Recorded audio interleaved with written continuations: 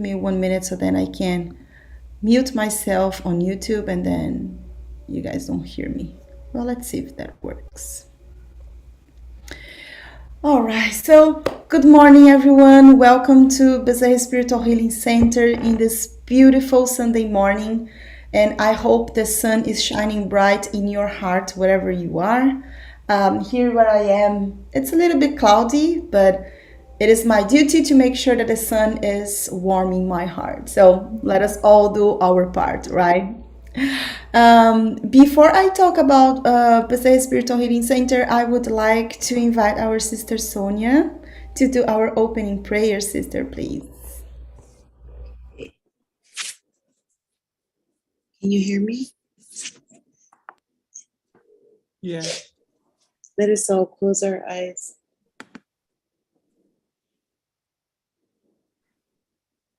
Heavenly Father, Blessed Mother, it is with great privilege that we bring our prayers forward with a lot of love and gratitude. We ask all of our mentors, all of the benevolent spirits of BSH, and all of our own mentors to join us with open hearts, to be able to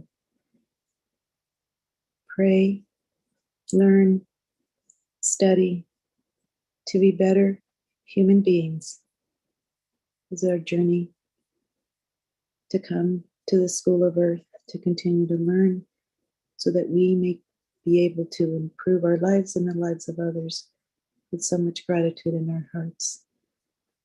And we ask with so much peace, love, grace, and gratitude, with the permission to be able to open this prayer session with BSH.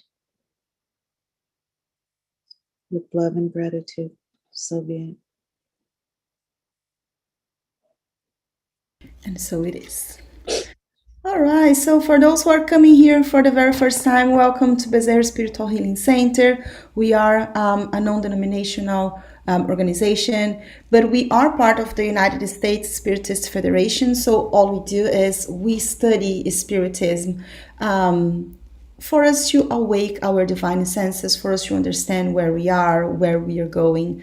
So it's all about studying and transforming ourselves, transforming our bad habits into new habits that will help us to make improvements, as Sonia was saying, make improvements on ourselves so then we can be better persons.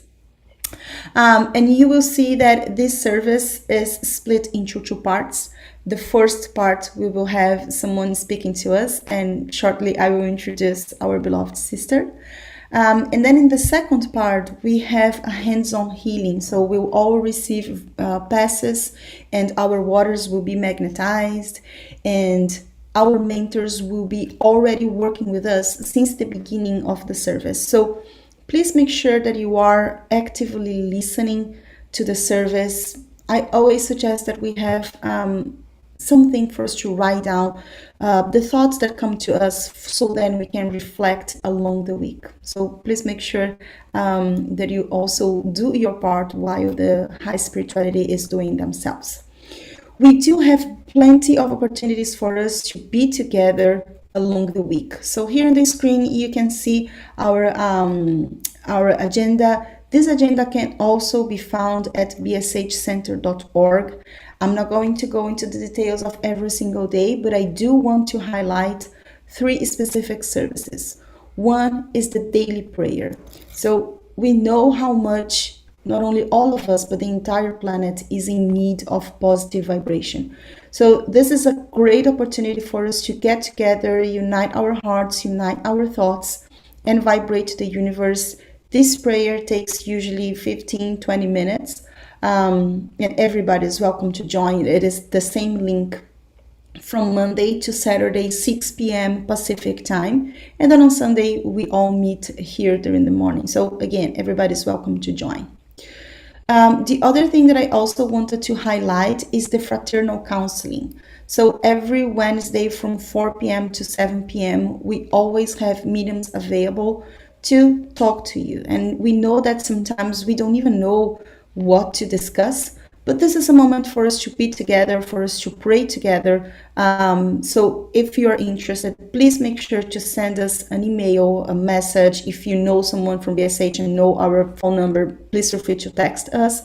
It's going to be, of course, a private meeting. And then again, we are here for you and with you because all of us are available to work and to grow.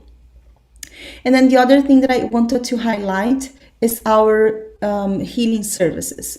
So on Monday night from 6:30 to 8:30 p.m., this is a closed meeting where all the mediums get together and we all pray and we all do meditations with our doctors and the mentors of PSH for people that are specifically in need of either physical healing or emotional healing, spiritual healing.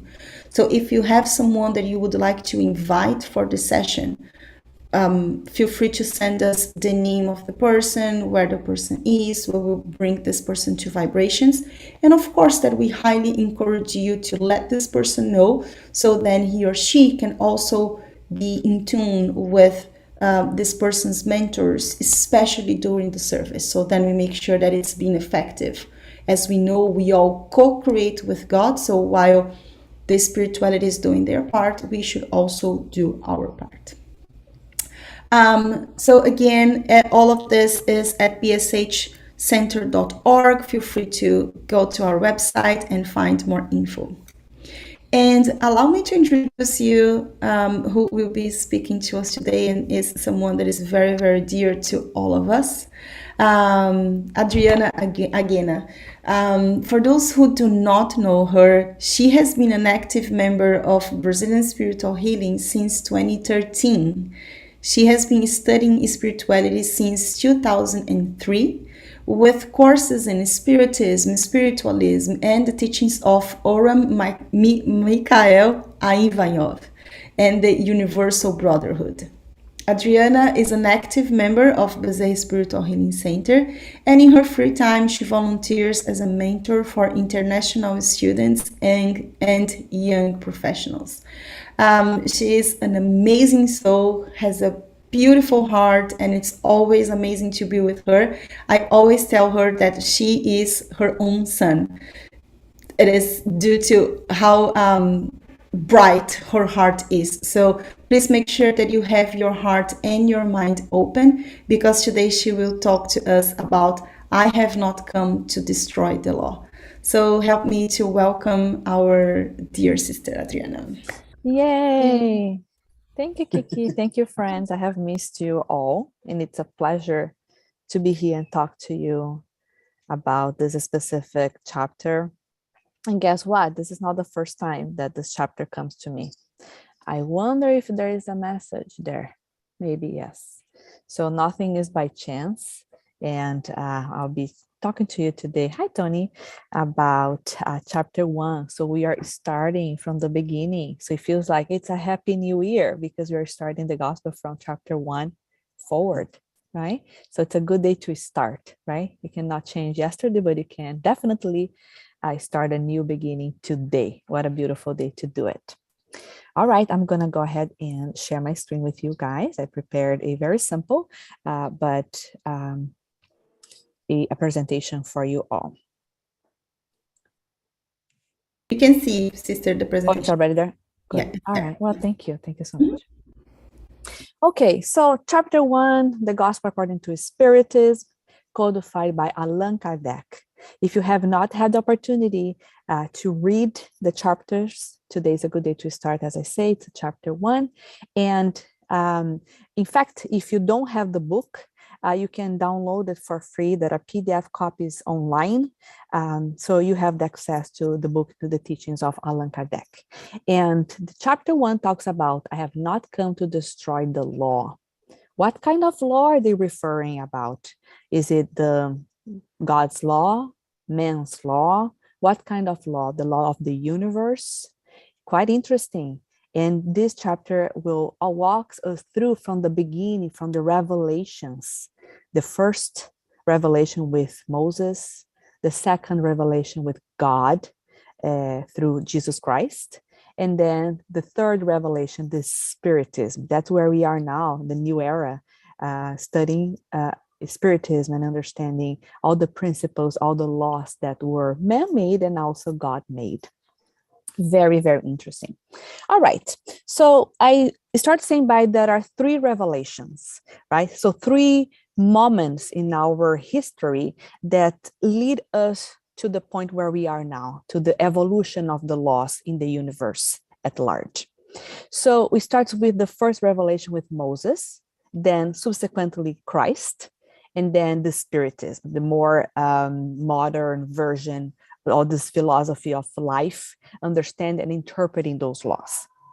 So the chapter starts by saying, stating in Matthew, a passage in Matthew saying, Jesus saying, "Do not think that I have come to destroy the law or the prophets.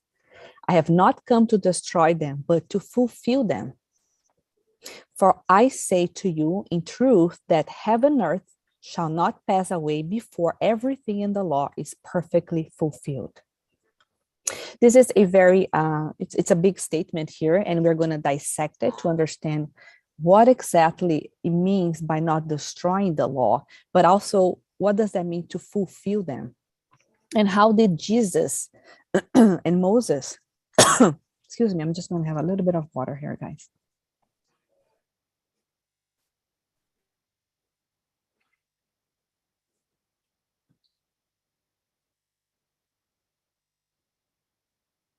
All right, thank you for your patience. How did this all work? So the first portion here, when it says Jesus came to fulfill the laws and the prophets, to help them to disseminate the words, the teachings, is basically talk about Jesus' mission on earth. So Jesus did not come to erase what have been in place.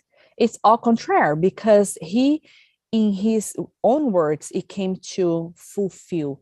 In other words, to put into practice all the teachings that have started even before Christ was on earth. So Jesus basically came to build the foundation for the teachings, right? For our life on earth and for our own evolution. So I see this as a beautiful foundation.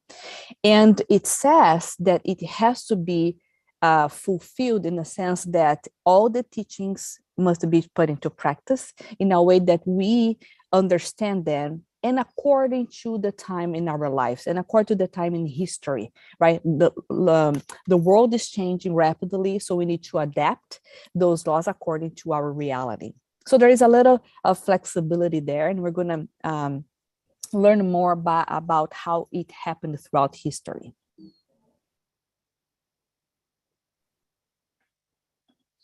There we go.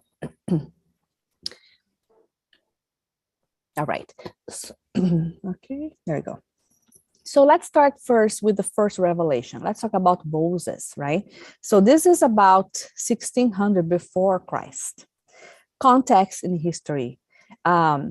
In that time, there were basic two distinct parts for the Mosaic law, the Moses, from Moses. The first one is the law of God as promulgated on the Mount Sinai. That law, it was considered invariable. In other words, that law could not be changed. Those were the commandments. Remember, there were 10 basic commandments. Those were the laws that were never going to be changed, the laws that served the whole universe. So basically, the law of God were the laws that made the 10 commandments. The other portion of it, the other piece, was the civil or disciplinary law decreed by Moses. Again, civil law, talking about the citizens, your rights and duties. But look at the word, observe the word disciplinary, talking about discipline within the law, right? And it was decreed by Moses, and it says, appropriate to the customs and character of the people, adjusted over time as needed. So in here, the laws were somewhat adjusted according to the context of the time, according to people's situation, to the people's development at that time. Now, what's important to highlight here, we're talking about the laws and God laws and man-made laws, right? In this case, Moses' law. Throughout that time, there was an important moral development, morality. So all these teachings came to help man to evolve. Ignorant man. What does that mean, ignorant? Lacking of education, lacking of knowledge. How do you educate those people, those primitive, right? People that were still kind of dealing with the law of, if you hit me, I hit you back. I make justice with my own hands. So this was the context at that time. So how could Moses, in his words, teach those people the laws of God in a loving way? And one way was to start developing morality, the moral, the ethics, and how they could live in society without hurting each other. Okay, so let's talk here about the law of God. And I believe we are familiar, or we have heard at least once, the 10 Commandments. And if you look at the 10 Commandments list here on the screen for you, it looks very simple. It's simplistic in a way, but it's very in-depth, right? It's so simple that we make it complicated, right? The commandments are here. They're simple suggestions for a philosophy of life. If you can take into consideration those 10 suggestions, can we live better with ourselves, with our neighbors, within our society? And understanding that those are basic principles that maybe we shouldn't be told. Maybe it's something that's innate to us, something that we kind of know, by heart, or we kind of figure these are the things that we should know. But sometimes the obvious is only obvious for those prepared eyes, for those prepared heart, right? So if you're not there looking at that, it seems like, well, of course you have to honor my mother and father. That is so basic. But what does that honor mean? And in my relationship with my family, how can I apply this principle, right? So it's challenging, right? Because again, it's all human relations. And we are so emotionally involved. It's kind of challenging to deal with those principles in the practical, in the day-to-day life, right? Do not steal. We understand that. Do not steal. Do not, steal something from somebody, or steal the time, or whatever that might be. But, again, when I am not working, when I should be working, am I stealing the time from my company? Yes. So little things that we don't perhaps don't take into consideration, or that's something that doesn't come to our awareness, but there were always the laws you can apply in all different directions, in all levels of your life. So the 10 commandments are there to give us some guidelines as how to live peacefully, as how to live purely, right? As it has been suggested for all of us. The number one here is quite interesting, friends, because it says, do not have any other God before God, with capital G, right? Before God. And if you, again, the context back in time, 1600 years before Christ, it was that there were different gods, different population, they were worshiping different gods. So they had gods that represented God of the rain, God of the agriculture, God of love, or the wind, or aspects of nature. So in that time, it was a practice. They had rituals, they had worships and even animals I know the golden cow, for example, that was a symbol. So they were worshiping things to represent the God, right? That intangible faith and manifestation, right? So that was that time. That was allowed. That was something very common in their system. To the point where Moses says, no, you know what? I think we need to kind of, channel all this energy into one God that came to protect everybody, all animals, all citizens, all people, all things on earth. So that was a huge step at that time to be able to focus, to invite them to focus on one God. And then, again, if you look at those commandments, all they are doing is to, again, creating a pathway for the moral code of ethics. It's all about morality, right? So this is basically the first code of ethics from God, right? So you're talking about the codified, Allan Kardec codified the Spiritism, right? We can see according to the gospel and other books. And here we are looking at laws or suggestions, principles that we can follow in order to live a better life, to live a life with moral and ethics. All right, the second portion of it from Moses, again, is the civil or disciplinary laws. Okay, so it said, established by Moses, was intended to bring discipline to a very turbulent people by appealing to their fear of punishment by a superior force. Idea of a terrible God could impress those ignorant men. And by ignorant, I mean by lack of knowledge.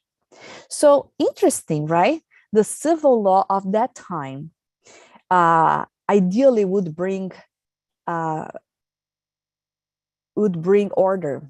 would bring ways to a space to practice morality and ethics. But yet, the way they approached it was through fear. So it was something like that. Well, if you don't do this or that, God will punish you. God will take from you your goodies, your family, your agriculture, whatever that might be at that time. So the obedience, the discipline would come through fear. So that's why they're saying about the civil or disciplinary laws to bring a discipline. Again, you can learn, through fear or love. And that time, according to that turbulent society, fear was the way to go. Now, it is interesting because until nowadays, we see that, right? You can discipline your child, you can discipline, your community or your family member, whoever is around you, through love, right? There are many, many ways and many tools to do that. But you can also use fear. If you don't do this, you're not going to go and have a benefit, right? So there's always that negotiation, like as if God is really taking, keeping scores of what you do or what you don't do if you follow the discipline and ethics and the morals. So it is quite interesting to see how they, in a way, manipulated the words, manipulated the commandments to serve them, to have people obey the law based on fear. And it's interesting if you think about it, because, the teachings of Jesus, what did Jesus say? Love yourself, right? And love your neighbor. If somebody hits you on a cheek, you give the other cheek. It's basically the opposite of what they're saying here, that if you don't do it, God will punish you. In other words, it really portrayed God as a very bad man up there, taking notes, keeping scores of your actions. So it was a way that they found at that time to keep morality and also to keep people in check. Very, very different from God's approach, right? They are selling the idea based on fear. But things have changed, right? And let's see what God, through Jesus, brought to us. This is basically the second revelation, right? Talking about how Jesus approached how we understand the law in a more loving way. So the second revelation, Jesus coming to earth and saying, Jesus did not come to destroy the law. This is how we opened up our presentation, right? Au contraire, he is here or was here to give us God's law, the law of love, right? He came to fulfill and advance it, to show its real meaning and to adapt it to the degree of man's advancement at that time. And love God above all things and your neighbor as yourself. This is the whole of the law and prophets. Just a quick note here on what Jesus is teaching us, right? So as we advance as individuals, as humanity, right, at whole, there are different ways to understand the Messiah, né? The teachings of Jesus, and how he talked in parables, right? Again, because were they able to understand without having a meaning, without having a story? Perhaps not. Nowadays, right, we know we have books, we have infinite sources and tools. By reading books, by studying, right? We have André Luiz and infinite sources of books and studies that we actually have been studying through the Bezerra Spiritual Healing Center. Chico Xavier, Divaldo, and so many others that have come to earth on our era here to help us to show how to fulfill those laws that have been revealed to us.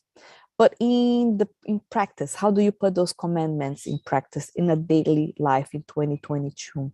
So all those sources are here for us. We are so blessed in so many ways because, again, if we couldn't understand in parables, now it is, examples and stories, the spirits do come and bring it to us, how things really happen in a day-to-day life. So we talked about having one God, one being, one supreme being, the alignment with the prophets. So if you look at Jesus' teachings, they are in alignment with the prophets, with Moses, for example, and other prophets that have come before and after Jesus. The alignment with their teachings, love. That's one word that could possibly summarize with the teachings underlining behind those teachings. It's the God's law, and God's law is basically love. So everybody is subject to those laws, right? It doesn't matter where you are, what you believe, what your country you're from, your judicial system. It really doesn't matter. Those laws are applied to everybody. And it may be, or it may sound and may look obvious to some of us, but I have to say that they are not obvious necessarily. I'll give you a silly example, but it was very shocking to me, and it was a moment of awareness. While I was traveling to some Asian countries, I realized that, having to go to the restroom, there were some differences. Some they had a regular toilet, and some had a hole, on the ground. That's where you would take care of your business. Well, I observed that, and I thought it was kind of interesting being in a very modern school, very prestigious, where people from all over the world came to teach or to take classes. You still go to the bathroom and you had options, toilet and no toilet, okay? Or in other words, toilet on the ground. And in going to a commercial establishment, I went to use the restroom, and I noticed that there was a sign. In that sign, there was a picture of a person. She was, what is the word agachando? Charles, do you know the word agachar? Squatting, thank you. There was a picture of a person squatting on the top of the toilet. And there was a big cross saying, do not squat on the top of the toilet. And that caught my attention. In fact, I even took a picture. And I'm thinking, this is so obvious. I was shocked. I was like, really? Do we have to tell people that they are supposed to sit on the toilet versus to squat on the top of the toilet, right? I mean, this is a very bizarre example, but this is so silly that will resonate here with the example. And it was obvious to me, but it wasn't obvious for all the population, people that have come from the rural areas into the city that have not been educated. Or maybe they prefer the option B where there is a hole in the ground because of that mechanisms and the position of your body. So you can take care of your business in a different way. So it's a different approach. It's a different perspective for the same subject matter. And in that time, in my own understanding, I was shocked. I was like, I can't believe you have to tell people or to show them how to use the restroom appropriately. And it's a silly example, but it really demonstrates that what is obvious to me, it may not be obvious to everybody. And what is the context? Where are these people coming from? And what are they understanding of what is to live in civilization? So quite interesting. And that made me aware and more sensitive when I start traveling more around the world and really looking, understanding, and being aware of their customs and their understanding of the laws. So, and then lastly here it says, heaven and earth will not pass away before everything is fulfilled. And again, it's the completion of the work, is the beginning of the understanding of the laws, the awareness, and then putting that into practice as we can within our understanding, evolution, and the time that we live in our society. So again, there is flexibility and being able to adapt to your society. Now, here comes Jesus, a very humble man. We hear stories, we read about it. Being a single man, trying his best to spread the word of love, to spread, God's teaching. And he needed some sort of authority, because who would believe Jesus, right?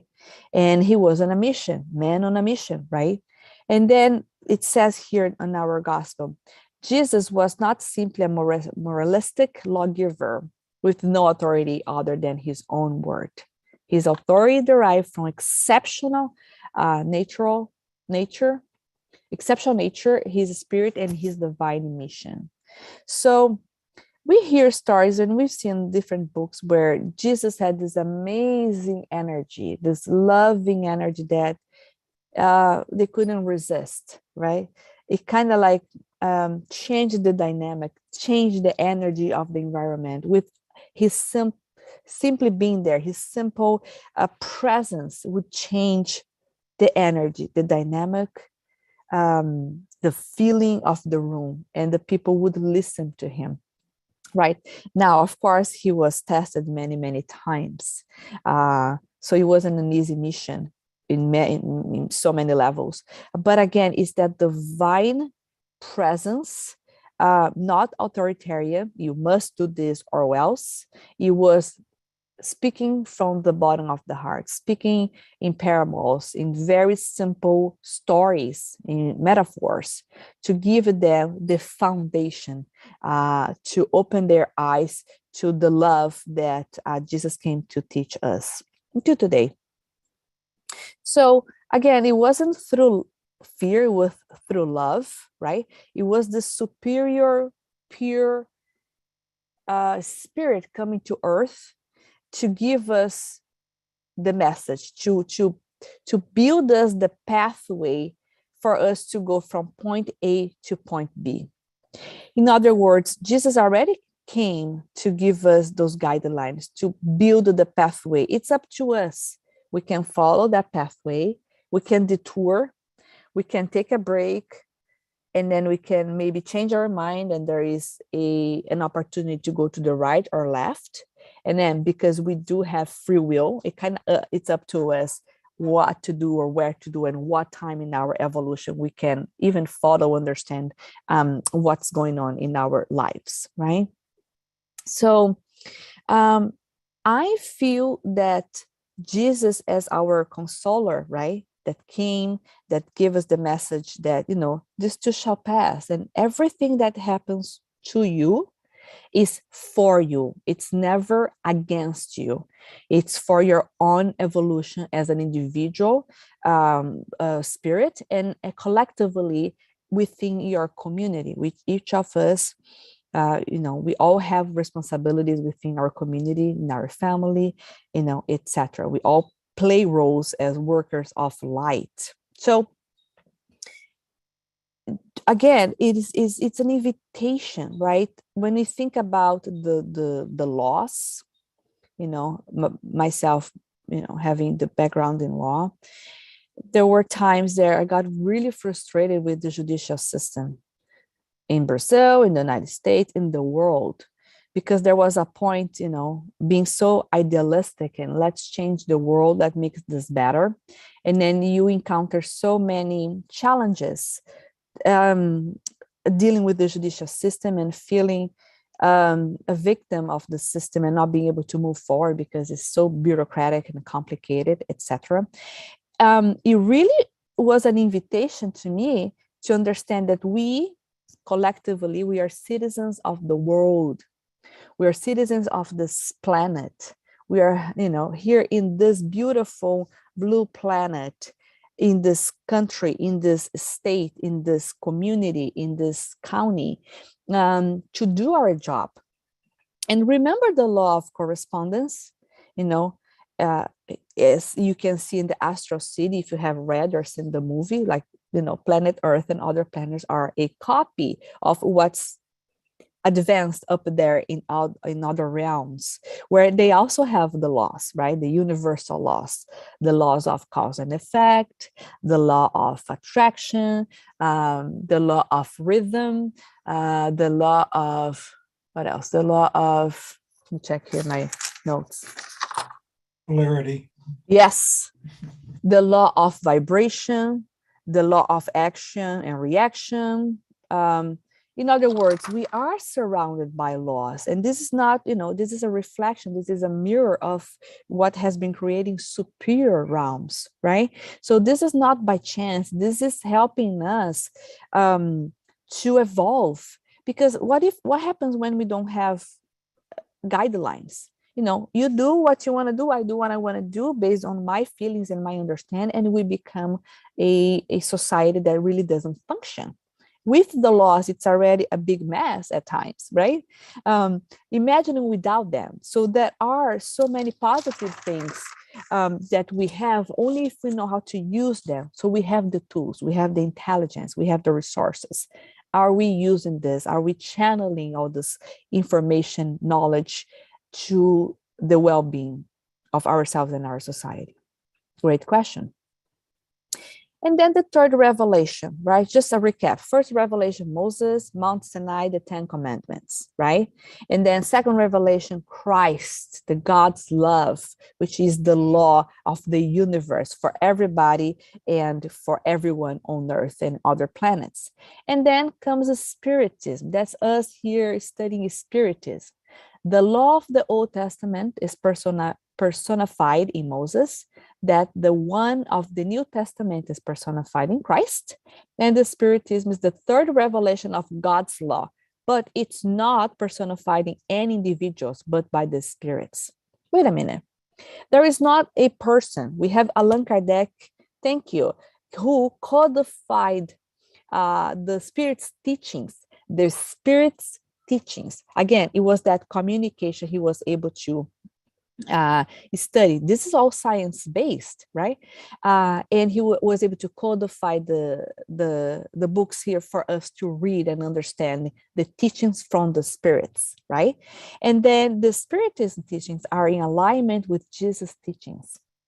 Love one another as you love yourself, right? They develop, complete, and explain the laws.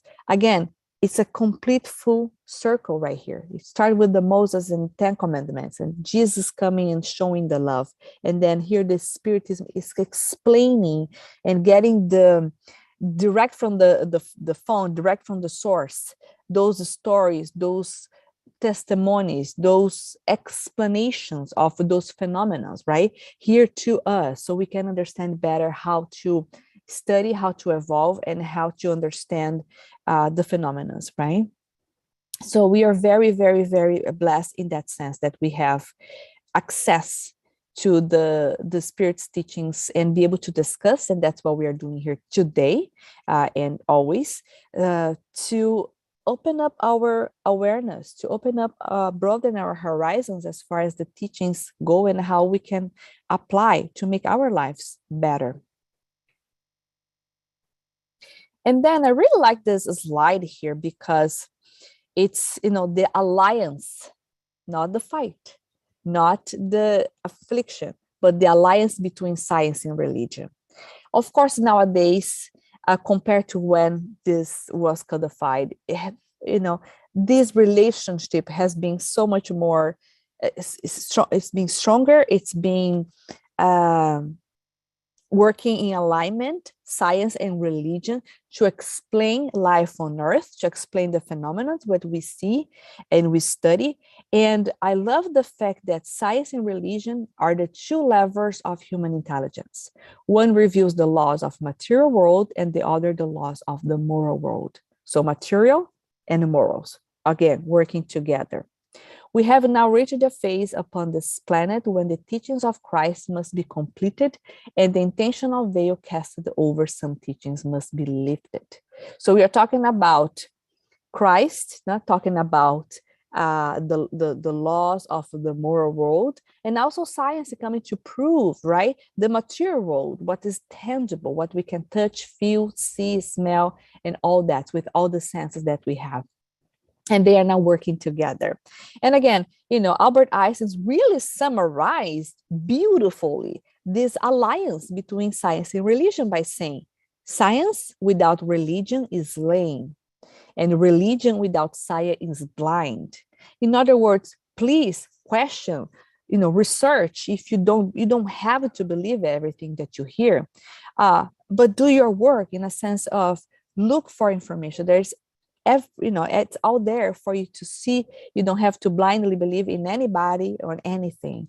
It's there for you to do your research, to do your homework. And what a beautiful way to practice your, free will, and learn and evolve with your own mind, with your own intelligence, and making up your own opinion. And then lastly here, friends, this is the last one, just closing, giving us an important message. These are the instructions from the spirits, the new era. Today, 2022, this year, this moment, this day is the time. This is us living the new era. In other words, it's you and your consciousness living life as it is, but with a different or a better and more improved what is the word I'm looking for? A more consciousness, right? It says the heart and love must march together with science. The heart and love must march together with science. The kingdom of Christ has not yet come. Christians, return to the teacher who wants to save you. Everything is easy for him who believes and loves. Love fills you with an incredible joy.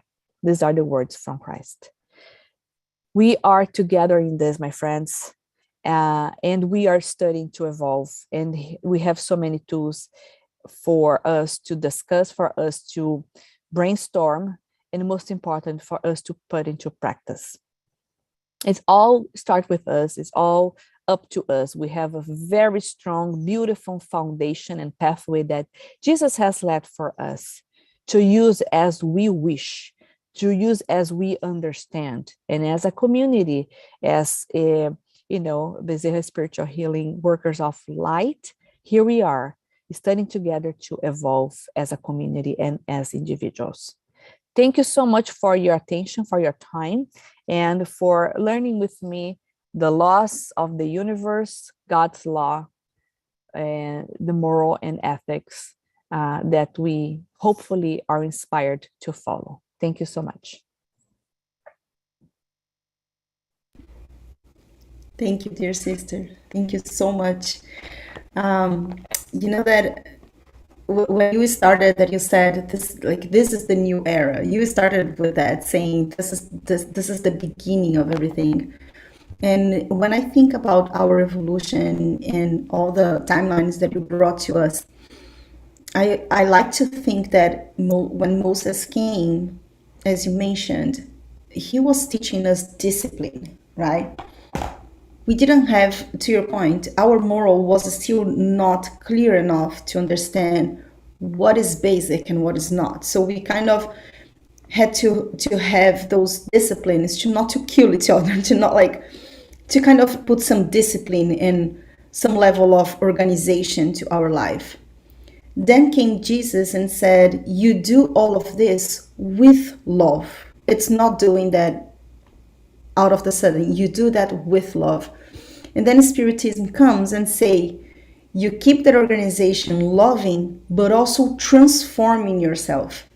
And I feel like this is a big piece when I think about this is a new era, because this is the moment where we truly, when we look back to Jesus and see how he built his authority, he didn't build by saying, believe me, only that, but he was being the example of everything that he was learning. So it is so beautiful to see how Spiritism builds on top of that, because it is inviting us to keep transforming ourselves, so then we can keep understanding those morals to awake our conscience, as you said.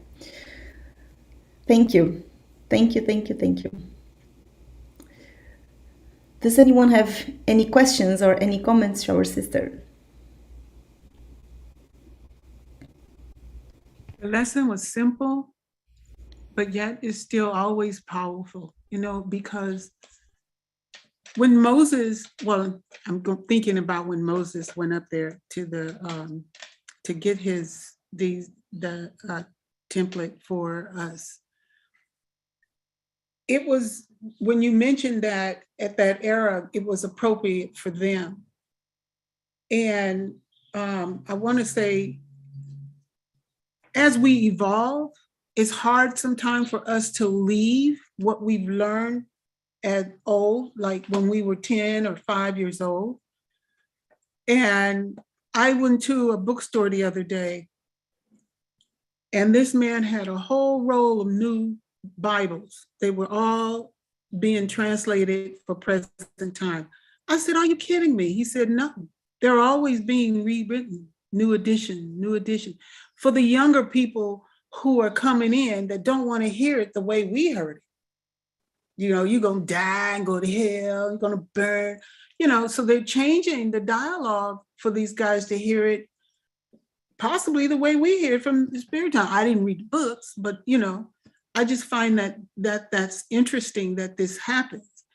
And then a lot of times we don't want to accept that change. We don't like how they reworded it, but we don't have to act out. We can still, stay in uniform and keep moving forward. Sometimes it ain't easy, but we have a job to do. But anyway, that's what that reminded me of, that changing of the words, to fit the era. And Jesus did make it simple. You're right. He didn't say, he didn't raise a flag and swear that people ought to do this or do that. He showed us by example. And not only that, the level of humiliation in which he actually went through. And then in the spirit books, they say that we need to go through levels of humiliation. We need to become more docile. And I'm like, that's hard, right? To be humiliated and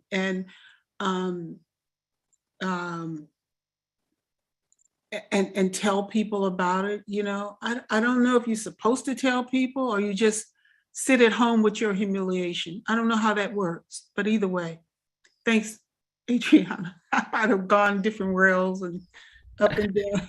But sister, to your point, I just wanted to add, because one thing that I think it's important that we reflect about that humiliation, or even about the fights that we decide to battle or the fights that we decide not to battle. Because Jesus could have done a lot when he was about to be crucified. Imagine, he knew that that was wrong, and he was about to suffer indescribable pain because of the bad interpretation. And that is wrong. That's absolutely wrong. Not even if he was wrong, not even if he was doing something bad that was supposed to be the way. But he didn't fight. Until the very last moment, he was fighting with love. And that is the piece that I think that Jesus is such a good example, because how many times when we do not feel like something is not being fair to us, we decide to fight back, or we just, this is not fair. I'm not saying that we should not fight for things that are like for justice. It is our duty, but we have to be very careful and choose so carefully our words and the Our way that we want thoughts. to position our thoughts mostly, right? Yep. When we don't get our way or feel like something should be a particular way. I get it. I feel that right now. We all do, sister. Adriana, bless you. Thank you so much for your contributions this morning. You've taken us back to the beginning and yet, opened up a whole new set of perspectives. And the one that came to me during this dialogue just now, in our lifetime, for those of us who are older, we've seen an amazing transformation of the world with technology. And the one that strikes me when we think about change is money. So in this country, we had the generation, my parents, that went from you carry your money with you. Then they went to banks and they started trusting banks. You walk into the bank and your money's in a safe. And then we went to electronic banking. And the debit card, the ATM card, threw that entire generation for a loop. They could not grasp the concept of their money being electronically accessible. They had to walk into the bank. It took them a long time to adjust. Well, I use that as an analogy because imagine what it was like back in the time of Moses, where they're putting structure to morality for the first time, or in the time of Jesus, where they're taking that, he took that structure to a whole new level. And here we are today coping with change, multiple Bibles, multiple iterations of philosophy and science, and then we have Spiritism. And for me, I've changed because I found the truth. Everybody's got to find their own truth. My father eventually began to have trust in the banks, learned to use his ATM card. I have faith that civilization will eventually get it. Thank you, Adi.